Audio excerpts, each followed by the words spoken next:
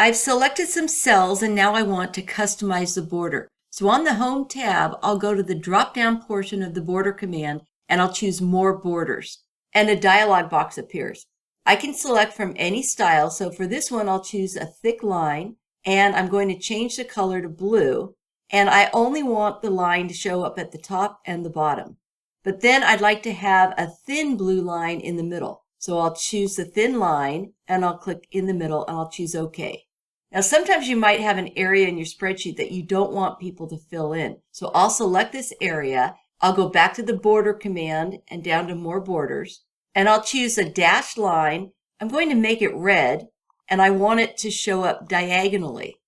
And then for the outside border, I'll change that to be black and I'll make it a thicker line and I'll choose Outline, choose OK. And now I've indicated that I don't want those cells filled in.